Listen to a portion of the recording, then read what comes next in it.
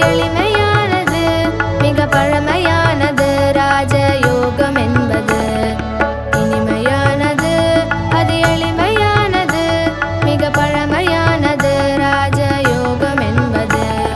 தியானம் என்பது சிவ தந்தை தந்தது. தியானம் என்பது சிவ தந்தை தந்தது. பிரம்மன் என்னும் ரதத்தில் வந்து நமக்கு சொன்னது. பிரம்மன் என்னும் ரதத்தில் வந்து நமக்கு சொன்னது. யோகம் என்பது சிவனை மனதில் நினைப்பது.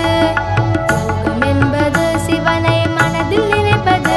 ஜென்ம பாவம் யாவும் நீக்கி இங்கு அமைதி தருவது. ஜென்ம பாவம் யாவும் நீக்கி இங்கு அமைதி தருவது. இனிமையானது அது எளிமையானது.